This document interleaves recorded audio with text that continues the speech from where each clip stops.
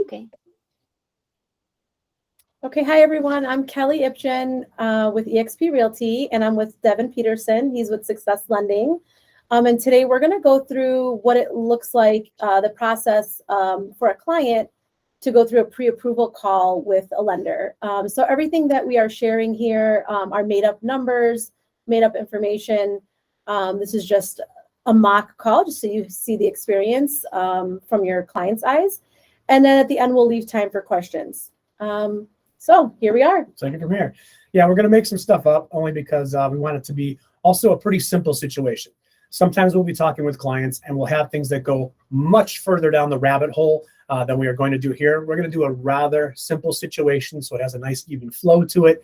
And then if you guys have any questions about anything more particular, anything deeper down, we can actually talk about that after we're done with this little presentation that we're having right now. Hi, Heather. Okay, so I actually go through a sheet. You can see this. I go through a sheet with every single one of my clients. So instead of just kind of winging it and hearing what they're saying and then hoping for the best later, I write everything down. I learned something a long time ago called, the saying is, the palest ink is better than the sharpest mind.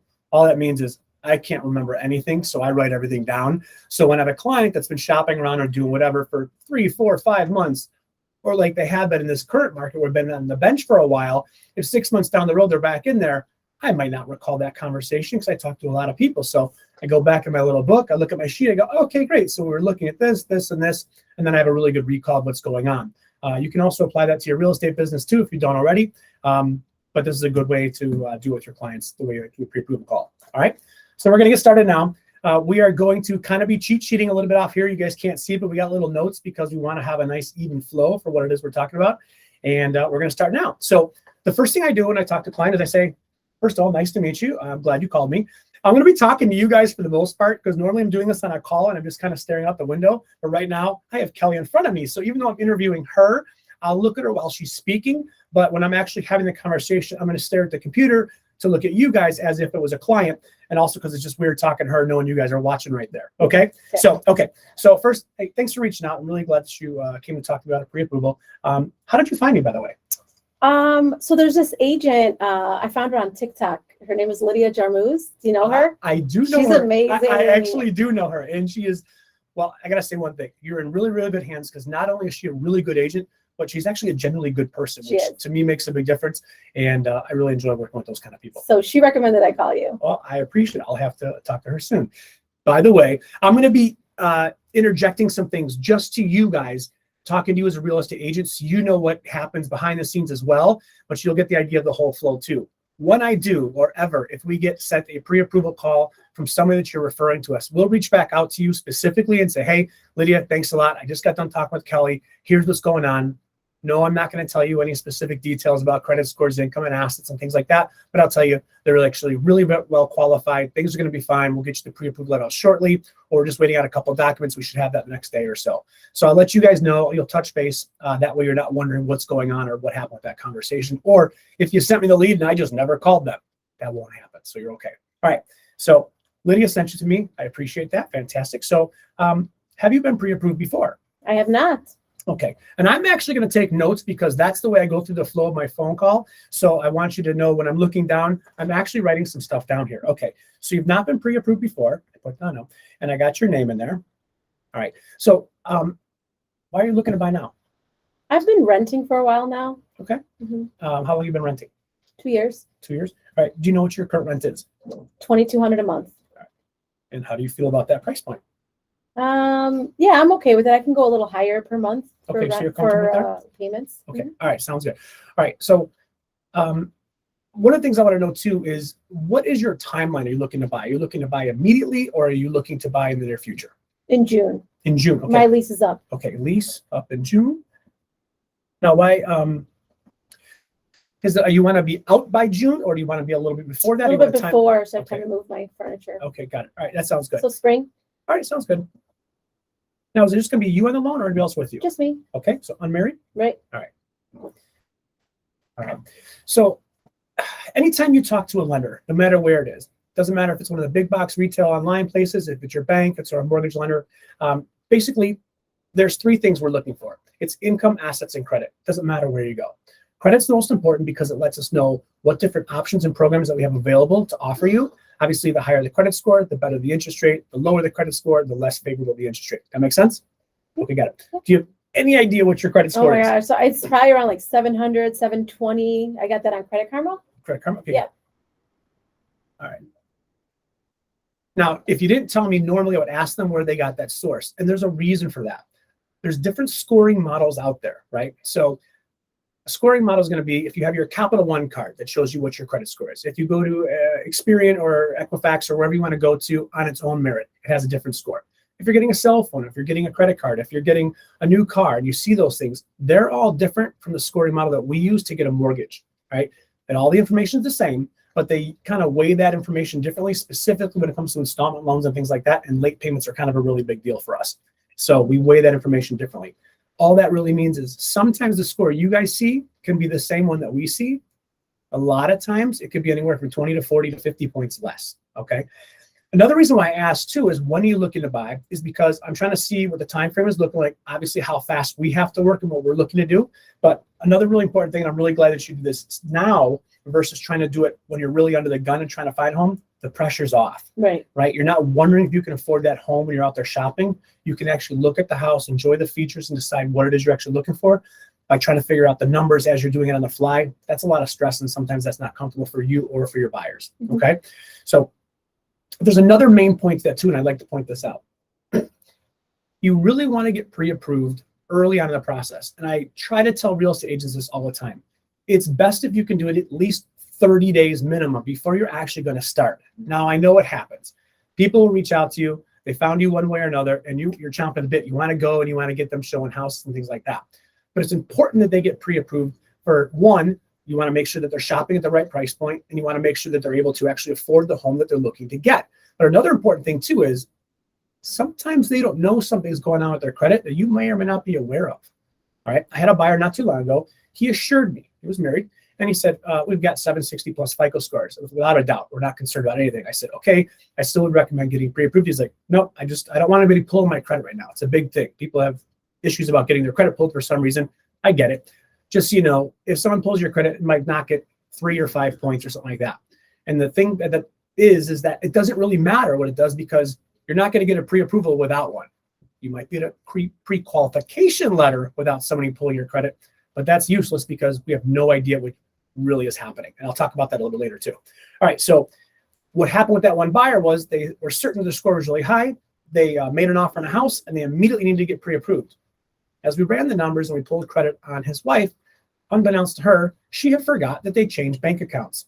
And she forgot that she had an auto pay to 2 of her student loans that were now in default for the past few months. Her score went from above 760, now down to about 640. They didn't qualify for that house anymore because the interest rate has a huge impact on what you can qualify for. So we had to then reformulate and recraft that plan on the spot. And it turns out we had to wait about 6 months before we were able to buy a house again. Get pre-approved now is the message there. Okay. So we got your thing, 720, and you said it was a Credit Karma. All right. Have you had anything before? Bankruptcy, short sales, any type of major derogatories or scary things that pop on the credit? No. Okay, got it. All right. So no DROGs, looking good. Tell me a little bit about the house itself. I assume we're looking for a primary residence, right? Primary residence, single family. Okay, single family. All right. So our townhouse or condos on the agenda? No. No. Okay, got it. All right. The next one is going to be employment. Now, you're looking to take out a lot of money. We want to make sure that you can afford the home. What we're looking for is what's called stable and consistent income. And all that really means is we're looking to put together a 2-year work history. So tell me a little bit about where you work currently and how long you've been there. I've worked for the same company 3.5 years. Okay. What's the name of the company? ABC. And what do you do for them? I'm an assistant. Okay. And how are you paid? Salary? Salary? Okay. Do you know what your salary is? She has $84,000 a year. Okay. You might think that that's a silly question when I ask people how much they're paid. Let me tell you, I have a lot of times where people have no idea and they actually have to wait till they get their paychecks. They don't know what they're paid. All they know is money comes into their bank account by direct deposit and they pay their bills. A lot of people have no clue. All right. So we got your salary. Are there any other sources of income they need to know about? Are there, do you have any type of overtime or commission or stuff like that, even though it's salary? Okay, no bonus, nothing. All right. That one is very easy. Sometimes we have very complicated stuff where either they have 2 lines of work, they've been working something else, where today we have a lot going on with the gig economy. Someone might try for Uber, do Uber, Amazon Flex, or all these different things. Maybe they got a part-time side job. All those things come into play, and we look at those things too. We'll do a deep dive if necessary for that. But in this situation, it's really easy. She's salary. We know what she gets paid, and it's pretty simple. She makes $7,000 a month. Pretty simple. Okay. The next part we're going to talk about is assets. Now, a lot of people immediately will jump into, they think assets, they think things of value. They'll tell you about their car, or they'll tell you about their baseball collection or something like that going on. That's not what we're talking about. We're talking about the money that's going to be used for the transaction itself. So there's 3 parts, okay, when you're looking to buy a house. By the way, I talk to everybody like they're 5 years old, and I tell the clients this too. So just so you know, talk to me the same way so I don't miss anything, all right? There's the down payment itself. So let's say we were buying a house, and we'll say the price point was $300,000. And you said, I want to put down 5%. Okay, then I write down, we're looking around $300K, and 5% down is an estimate. So I know that we got $15,000 I need to have right there. I do little side notes as I'm talking with a client.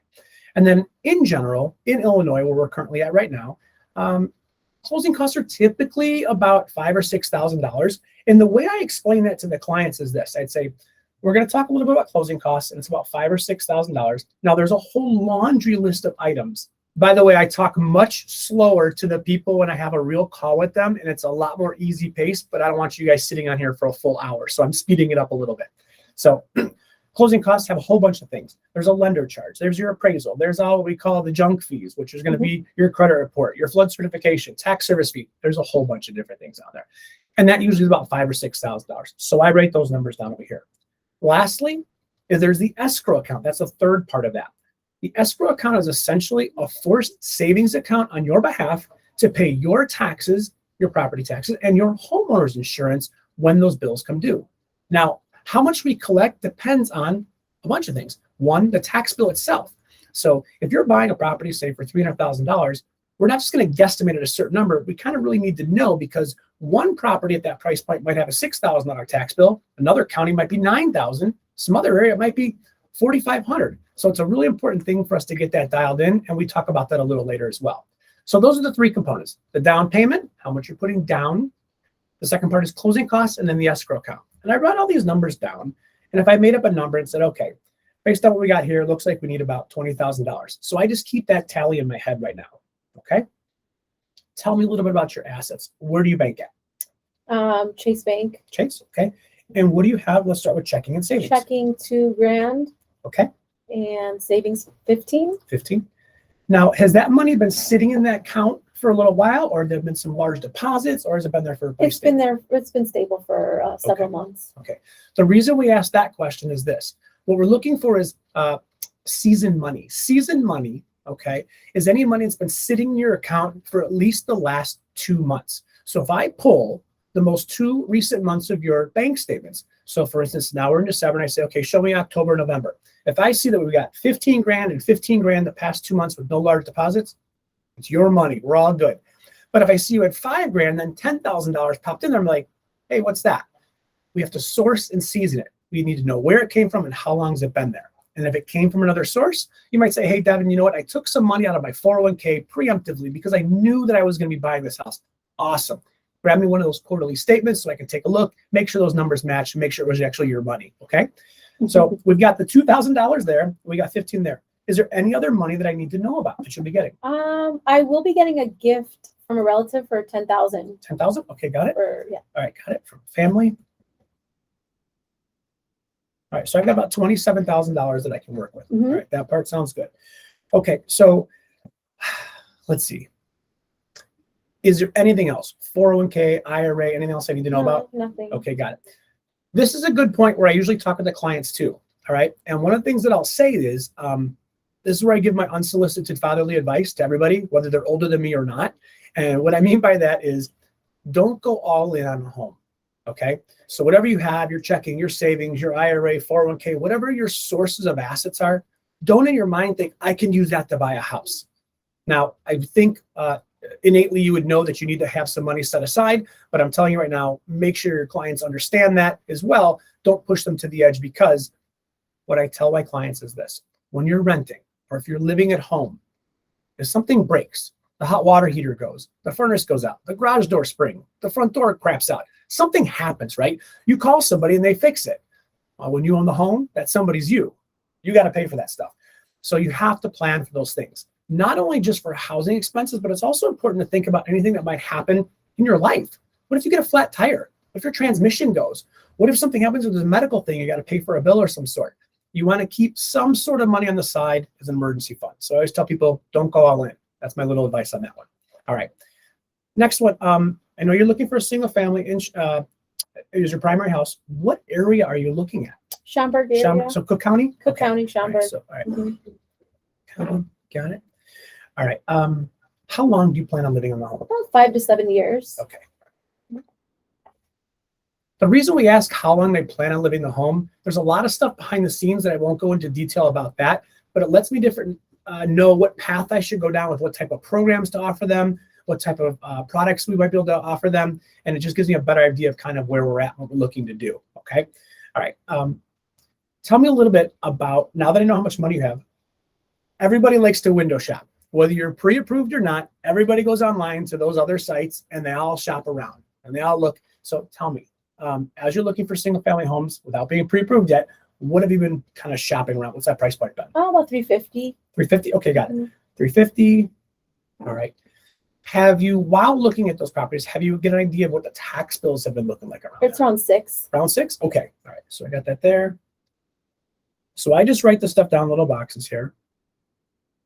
It gives me an idea of what their payments are going to start to look like. Because all this time while this conversation is going ahead, I've already know she makes 84 grand a year. That's $7,000 a month. I do a little calculation. We're allowed to use roughly about half of that amount. So I know I've got about $3,500 to work with. All this just kind of goes through in the head. All right, so I got that. Let's pretend like we were taking a snapshot of your credit right now. Mm-hmm. What shows up on there? Do you have car payments, student loans? I have a $450 a month car payment, okay, and credit card monthly minimum payments is about $150. About $150 for all the credit cards together, right? Mm-hmm. Okay. Do you have any student loans? 0. Okay, good. Nice. That's a big challenge nowadays, the student loans people. So we're good there. All right. Anything else fun? You got any jet skis, hot air balloons? Jet skis? No, nothing fun. All boring. All right. Sounds good. Okay. How much have you considered in terms of a down payment? How much did you want to put down? I always thought I needed 20% down, but after researching, I really wanted to just put the minimum amount. Okay. But I also want you to, maybe if I put a little bit more, I would get a better interest rate. So I'd like you to share those options with me. Those are great questions. Okay. So first of all, it is still, believe it or not, to this day, a common misconception that people need to put 20% down. I kid you not, we still hear that a lot. Well, I got to put down 20%. You don't. You can put down, technically, with good credit and things like that, you can put down as little as 3% down for a regular conventional loan, which is Fannie Mae or Freddie Mac. If you go FHA, you can put down as little as 3.5% down. Okay. So that being said, we can definitely buy a house with less than 20% down. The reason we can do that is a product called mortgage insurance. Mortgage insurance is required anytime we're putting down less than 20% on a house. Okay. Now, everything in lending, everything comes down to risk. That is going to be how much your mortgage insurance is. It's going to be what your interest rate will be. All that stuff comes down to risk. Obviously, one of the biggest factors is your credit score. Obviously, the higher the credit, the best, more favorable everything's going to be for you. And there's some other factors as well. So for instance, we're buying a single family home. That's actually more favorable when it comes to a lot of things in terms of the mortgage insurance as well and the interest rate, because statistically speaking, condos get foreclosed on more often than single family homes. I don't know if you knew that. I didn't know that. So that has a slight impact on things too. Also, if you bought a home and you're going to put down 3%, and God forbid something were to happen and you can't or won't make your payments and they have to foreclose and take that house back, at that point, they got to be able to recoup their money. But if you just put down 3%, it's a little risky because we may or may not be able to get the money out of there to make them whole, right? So that interest rate is going to be much higher. Same with that mortgage insurance factor. They're going to say, okay, well, how much is mortgage insurance? Well, depends on your credit, depends on the type of property. Is it just yourself? If you have 2 borrowers on there, it's a little more favorable because we got 2 people on the hook. But now that we just got 1, which is yourself, and just 3% down, it's going to be a little bit pricier, okay? So you can buy it with as little as 3% down. When I talk with clients, the difference between 3% down and 5% down is just 2%, obviously. If you're able to make that happen, it's more favorable, specifically speaking for that interest rate, because it is such a sliver of an amount at that 3%. It's a lot less favorable in terms of interest rate, in terms of mortgage insurance. So if we could swing that 5%, I try to go that way, and I explain the benefits of both. And if we can't, we can't. But if we can, it makes a big difference. All right. Specifically, if you have the lower end of the credit score, usually below the 700 mark or so. All right. So in terms of qualifying, it was I take a look at all this stuff together. I know that she makes 84 grand a year. I know it's $7,000 a month. I can use about 50% of that. So I give myself 3,500 bucks. All right. Well, I know that we were looking at a price point of around 300 to 350. Originally, we were talking about 300-ish. So let's say around there. And we're putting down a down payment. We might have a principal and interest of about 1,900 bucks. I write that down. Maybe the taxes are going to be roughly $6,000. So I put 500 bucks there. I know we're going to buy a single family home. In general, I usually do about 100 bucks a month for the homeowner's insurance, which protects the property and the belongings, things like that. Normally, by the way, I'd be on my phone actually doing the calculations as I speak so I can give them real numbers, but I'm just kind of spitballing this right now. Now, since we had before, we mentioned that we're not putting down 20%, we're going to have mortgage insurance. Now, she's got okay credit and she's putting down a little lower amount. So I'm going to hit her for about 100 bucks a month. There is a factor that I use when I'm doing the calculations with people to get something more accurate, but that's what we're going with right now. So right now, when I look at this, I go, okay, I've got about 2,600 bucks a month. All right. Now her rent is 2,200. She said she can go a little higher if that felt comfortable to her. Now that's a little higher because she's choosing a little bit higher price point. If we were closer around the 300 price point or so, we might be closer around 24 and change. So we look at all those numbers and we have that conversation. And part of that conversation too is I tell them, don't let any lender or any real estate agent make you spend more than you're comfortable with. That's why when I ask whatever your current mortgage is or your current rent is, how does that feel to you? Is that comfortable to you? Do you want to go lower? Is it a drop dead line where you can't go above that? Because we can always reverse engineer the numbers and say, look, Devin, no matter what, I can't go above 2,500. That is my budget all in no matter what. Great. Then we'll craft the numbers based off of that and we'll see where we're at. Okay. So based on this, what you've told me and what your liabilities are, I've got 3,500 bucks to work with. I need 2,600 bucks off of there for the mortgage itself. All right. And then we've got 900 left over. Okay. Well, if I look at that, I go, I got 450 under car payment, 150, that's 600. I've got a leeway of 300 bucks a month.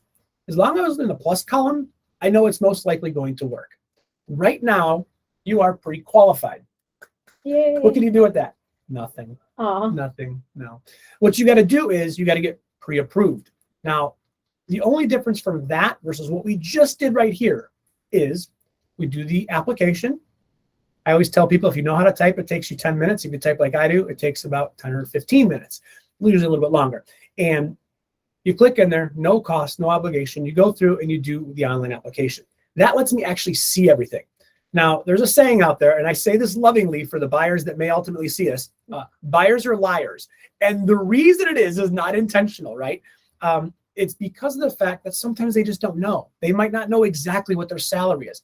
I can tell you, if I asked any of you right now, what is your car payment? You'll say a number and it's probably off by at least 10 bucks because most people round up, they pay a little higher, or they just kind of just don't recall because it's auto paid. People won't remember that, right? If I ask half my buyers, what's your mortgage payment? They'll put a number in there. I'm like, you're off by 45 bucks. Like, I don't know what it is. I just, whatever. People just don't know because we don't do it. If I said, what's your W-2 income for the year? I don't know. I have to look at my W-2. I know I make X amount, but sometimes things vary. So sometimes things change and they just don't know. So you do the online application. We look at everything, and then we need some basic stuff. So in this scenario, it's real simple. I would need last year's W-2. I need your most recent pay stub to make sure she's really still working there. And then I'd also want to see some asset statements. Now, our system is pretty cool, just like a lot of other places, where you can do the electronic asset verification. The clients can just log in, and if they're at Chase or any major institution, they can put in their username and password. I know it sounds really scary. Human being can see this, and it isn't saved, and we can't do anything to it, and it's not actionable. But it takes a snapshot of the last 2 months of anything that happened in your account. Okay. And what that does is now I don't have to tell you, log into your Chase account, go under here, go to here, do this, download it as a PDF, and give me the last 2 months. For some people that aren't tech savvy, that becomes challenging, and this other system is very easy. If your bank isn't in our drop-down box in which you can do that, then very simply send me your most recent 2-month statements so I can see that you really have the money you said you have. Okay? That's it. We pulled your credit. I know what your credit score really is. I can see your liabilities to the exact penny. I know what your income is because I saw last year's W-2 and I know your current pay stub. And I can tell you're on track to make the same money or maybe a little more this year if you happen to get a raise or something. And then I saw your assets. So the money you told me had available for the transaction is legit. You actually have it. And if I'm depending upon that gift, that's the only time we might kind of go on good faith. I'm not actually going to call up mom and say, hey, are you really going to give her the money? If your mom says you're getting the money, I'm going to believe mom's giving you the money. Okay. So when we write that stuff down, I look at it and go, all right, it looks like we've got enough money to make this happen. Once I get all the documentation, now I know it. And then I'll send you, the client, and the agent the pre-approval letter. Hey, congratulations, you're pre-approved. Here's your letter to go shopping. By the way, I'll put a little snippet, and this part's important. And it's important for all of you who are agents. Just because I send out a letter that says you're pre-approved for 300 or 400 or whatever the number is, don't just assume that we can shop at any house at that price point, right? Because let's say you're buying a place for $350 and you said the tax bill is $6,000. There's places where that tax bill could be $9,000. Well, that's a difference of $3,000 a month. That's $250 a month difference. You may or may not qualify based on that. Maybe it's a PUD, planned unit development, where there's an HOA of $60 a month because they take care of the sign and the sprinkly fountain back over there. Maybe that puts you over. So don't assume that just whatever that pre-approval says that we can afford all homes at that price point. That's why I put a little snippet in there that says, here's your estimated monthly mortgage payment. It's going to be this based on what I'm looking at in today's market. And we take a look at that. Also, along with that same line of thinking, we all know last year this time interest rates were 3%, and now they're in the low sixes or so, mid sixes. So when you have what I call a stale pre-approval letter, and I don't care who your lender is that you're using or me or whoever, I always say when interest rates are doing these crazy things, always check in. Hey, is this still good? Let's take a look at this, right? Because what you qualified for 7 months ago at 4% might be at 6.5% now. Well, that might have went up $250 a month. Do you still qualify? So don't hold on to that letter and think, well, this is good forever. By the way, pre-approval letters are typically good for about 120 days. And the reason for that is that's how long the credit report is good for. Now, if it's longer than that, your buyers have been sitting on the bench and they don't want to buy for a while. It doesn't matter. We don't got to go through this whole process again. If it's been 8 months, you're like, Devin, I think things are good. I'm ready to get back in the market. Let's do this. Awesome. Let's just make sure things are right. Still at the same place, ABC? Same place, Same money? same money. Okay. And then I'm going to just check on that and say, send me an updated pay stub just so I can make sure, right? And then I'll get you a new letter. When you're making your offer, one thing we will do, sometimes at that same reissuance of the pre-approval or when you're about to make an offer, we're going to pull your credit again if it's expired past that 120 days. I don't know if she went out and bought that boat we were talking about before. I have no idea. I really got to know that before we get to the point of sale. So as she says, Devin, we're under contract on 123 Main Street for $342,000. And here's the tax bill. I do all my numbers. I look at it. Ooh, my credit is expired. I pull that. Make sure the liabilities are still the same. Make sure she didn't rack up that Amazon bill at Christmas time. So that being said, as long as everything's good, you're ready to rock and roll. That is basically it in a nutshell. I also then usually walk the clients through the pre-approval process, and I can usually do it in under about a minute. I'm going to use a perfectly ideal situation here with no hiccups. They don't usually go this smooth. There's usually hiccups, but we know how to handle them. So right now, before you go shopping, you get pre-approved for a mortgage. Okay. You go out with your agent and you make an offer. Mm-hmm. They accept it. Wonderful. Everything's great. Now starts your 5-day clock. 5 business days, 7 days technically. You have what's called AI, Attorney Inspection Review Period. At this point, your agent most likely is going to refer a home inspector to you. Now, their job is to go out and take a look at the house and look at everything about the home, all the mechanicals, all the nuts and bolts, and all the fine workings of the home. If possible, you really need to be there for that home inspection. It's much better to see it in person when you're there with the inspector, when he or she is showing you, see how this wiggles like that, that's okay. But if it does this, that's not good, Mm-hmm. Or they can say, see that little gap up there in the roof, that can become a challenge, whatever. It's just nice to be there and actually get that experience hands-on versus looking at some two-dimensional report afterwards and trying to decipher that, okay? So home inspection is done. Everything's perfect. Doesn't go this way. But usually there's small ticky-tack items that pop up that you have a little negotiations with on the other side. Let's assume everything's great. Then at that point, you say, Devin, there's no deal breakers. I'm going to move forward on this. There's no active cracks in the foundation that they're not going to remediate. There's not a live mold thing from an active leak that's in there from rainwater and things like that. Everything's okay. We're going to move forward. At that point, you say, it's okay to order the appraisal. We're going to do what we do on our side. We're going to send out a link. You're going to go online. You're going to pay for that appraisal. It's an independent third party, has Okay. nothing to do with us. You take care of that. Nothing for you guys to do. Nothing for you to do. The appraisal company is going to reach out to the seller side, and they're going to contact the clients and say, hey, when's it good for you guys? Go out there. They're going to look at the home. Mhm. They come back and say, hey, congratulations. We got your appraisal back. And you know what? Came back at 350 on the mark. It's amazing how it does that. It usually just Wow. goes right on the mark. It's just pretty neat. But anyway, I won't go to that topic right now. So we get the appraisal back. Everything looks great. Now, if you got properly pre-approved, I should already have the majority of your documents. And as you went under contract, I also sent you an email that said, here's some things we need to do. If it's been a month or two, or if it's been many months, I'll say, can you send me an updated pay stub? And I'll also say, please get your insurance quote now for the new property. So you're buying 123 Main Street. I want you to reach out to your insurance agent, okay? Okay. Either your renter's insurance, or if you've owned a home currently, go through them. Friends, family, whoever you got, your sphere of influence, ask who they recommend. If you don't have somebody, we have people we can refer to you. We don't get anything for it, but that's what you work with professionals for. Real estate agents, loan officers and such, because they can help you find the things that you normally don't have contacts for. Mhm. You get your home insurance quote, we get it, we dial in some figures, we take all that stuff and we send it to the underwriter. The underwriter basically says, well, we see what you put down in the application, but we're gonna take a look at it. So they're gonna cross the T's and dot the I's and kind of proofread it all. They say, you know what? Everything here looks great. You have a conditional approval. All that really means is you are approved, but we need this, this, and that. Typically, there's just some clerical items in nature and some administrative things. Usually we're waiting on the seller side to give us title. Title is just a fancy term for show us who actually owns the home and who has the right to sell the house and some information about that property. When they get us that and a couple other little items that we need that are administrative in nature, we package it all up, we send it into the underwriter, and then they say, you're clear to close. And that's what you want to hear. CTC, we're clear to close. Mhm. We reach out to everybody. Hey, everybody, we're clear to close. I know the contract says that we're closing on January 31st. Can you guys get that booked? We're looking for a closing confirmation. The attorneys get together, if you're in Illinois, attorneys get together and they say, all right, we're going to get this booked. I know we're going to be at ABC Title Company and we're going to book it for the 31st and we're going to do 10 a.m. Great. Once that happens, at least by law, 3 days before you close, we're going to send you out a CD, which is a closing disclosure. It's the initial one. All that means is this is kind of what it should look like.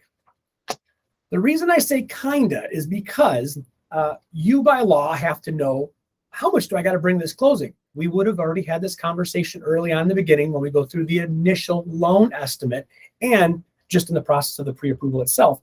But this is kind of what it's really going to look like on closing day. For instance, out here in Illinois, we have things called tax prorations.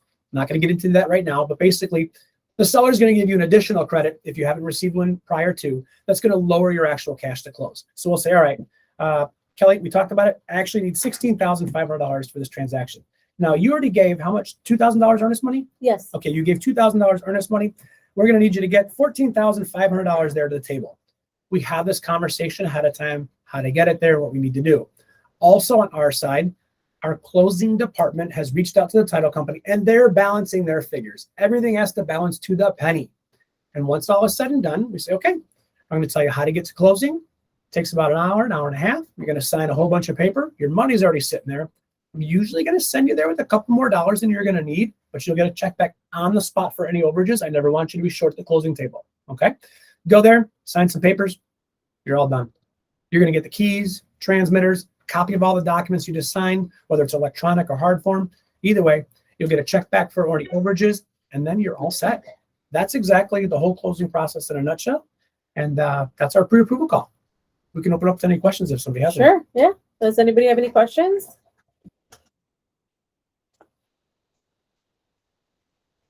Don't all talk at once. It's okay. Are we good?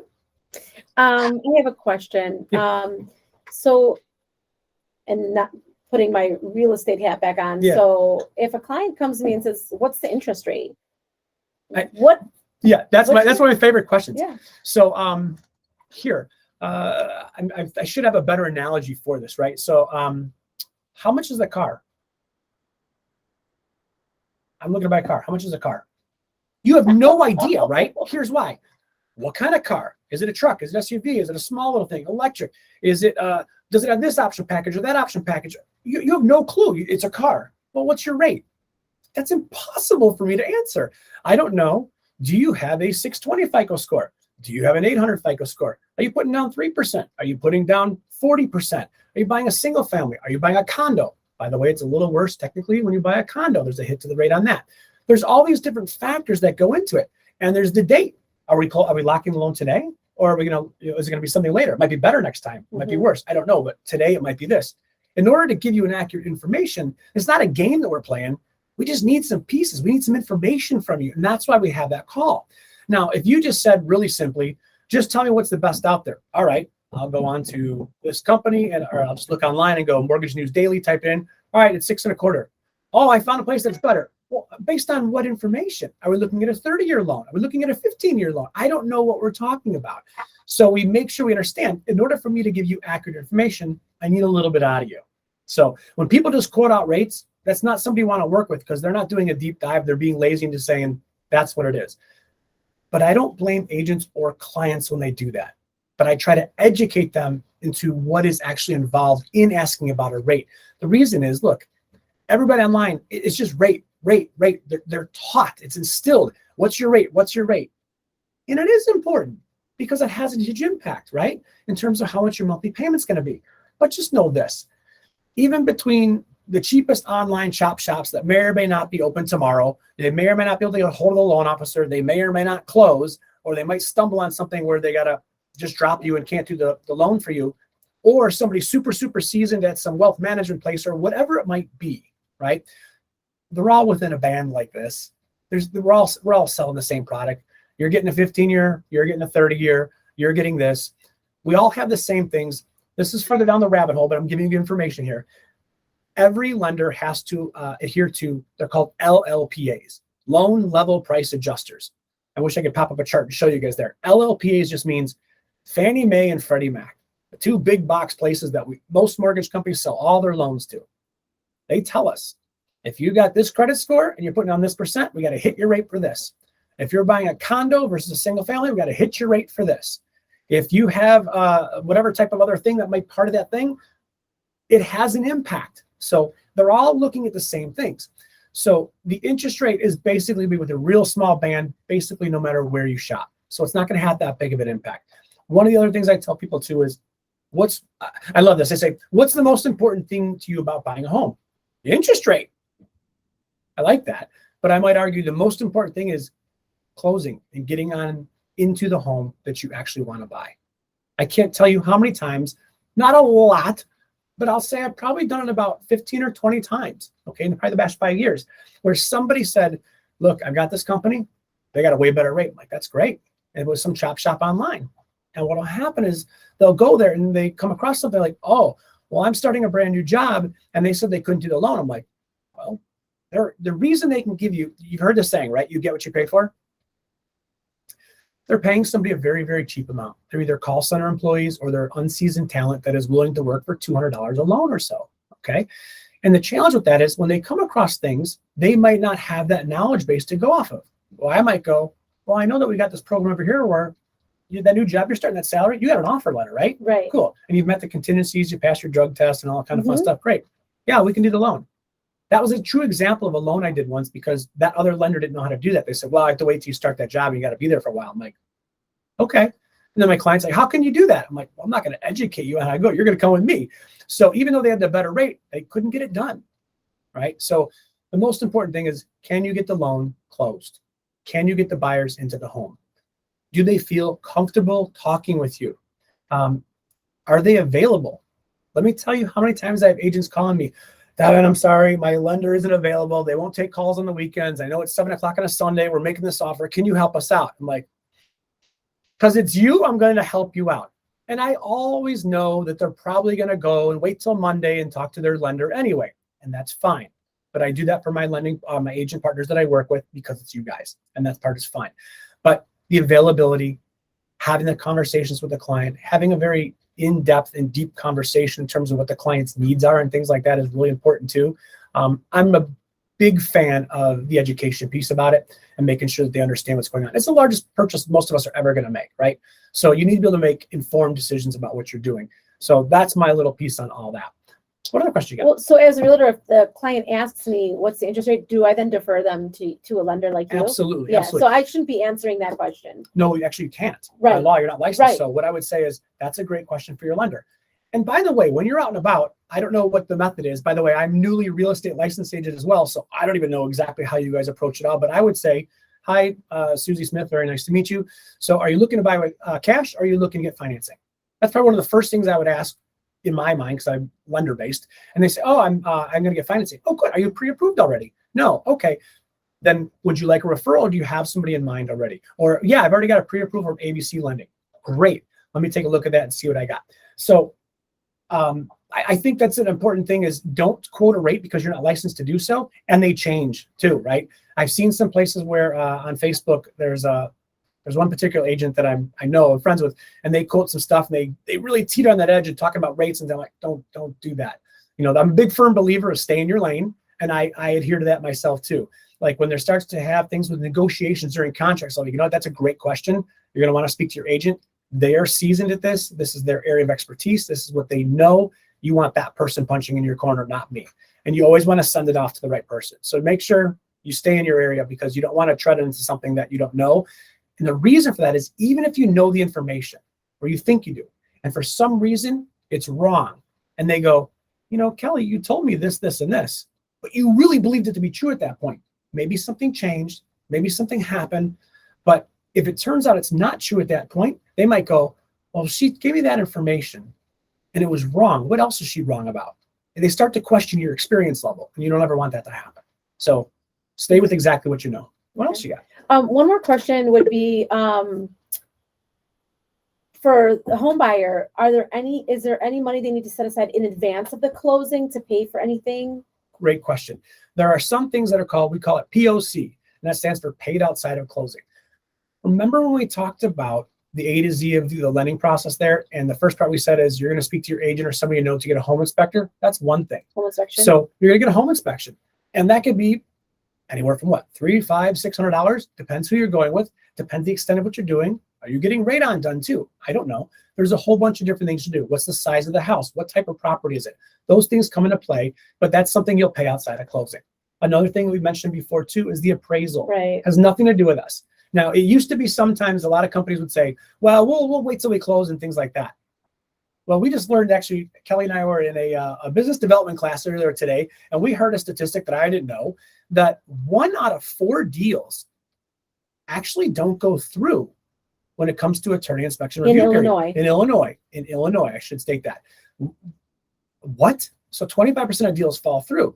So imagine if all the lenders saying, we'll pay for the appraisal, we'll get it at closing. Well, if we do that and you walk away because the value didn't come in or something happened or whatever, they're on the hook for that money. So that's why we have you pay the appraisal company directly. It has nothing to do with us. The appraiser, they did the good work that they do. They should be paid for that. So that's taken care of ahead of as well. Insurance, you won't pay for your insurance up front. We'll take care of that at the closing table. Anytime you have financing on a home, you're going to have insurance, clearly. Mm-hmm. But they're going to collect 1 full year. It's part of what they call prepaid items. They're going to collect 1 full year prepaid upfront at the closing date. So and that's homeowners insurance? Homeowners insurance, right. So you got your home inspection, your appraisal, but the insurance is covered at the closing table. You don't need to pay that ahead of time. Okay. You can if you want, but most people don't. And that's all I can think of right at this moment. Yeah. Great. Did anybody on the line have questions? Lena. Hi. I wanted to ask is it possible to buy a property or to get a loan without paying any interest? Now that's a great question. Now I'm going to say something, and I have to be careful about the way I say it, but I have friends who are Muslim, and they cannot have interest on loans. So they have specific areas in which they go to that I don't know about exactly. But there are areas that they go to where, whether it's community-based lending or something where they do that, but we don't do that in terms of our institution or most financial institutions like banks and things like that. For zero interest. Yeah. We have zero down sometimes. If you're a vet, we have zero down payment if you like for VA loans or some USDA loans as well, but not zero interest. Got it. Yeah. Thank you. Of course. Thank you. Anybody else? All right. Okay, well then we can just thank everybody for being here and Thank you, Devin, for going through Thank you, the Kelly. pre-approval process. Thank you. As an agent, it's helpful just to see, because when clients ask me about the process, I can better explain it and, refer them to you, but I'm Mhm. more knowledgeable now in the process. Perfect. And keep in mind, when we do speak with the clients, we usually mirror the client. If you're talking a nice, easy pace, we're going to follow suit as well. This was obviously sped up because of our time allotment here, and we didn't want to have it drag on forever for you guys. But yeah, hope you got something out of it. Thank When you. is the next live? Thank you. Thanks. I'm Thank sorry. you. When is the next live? I said, The next live. Yes. I'll be sure to let you know the next class. I think I actually have one Okay. in 2 weeks, and it's going to be about the EXP healthcare plan. So that'll be the next class that That's we do. great. Okay. Bye, Okay. everybody. Have a great Bye. day. Bye. Thank you. thank you.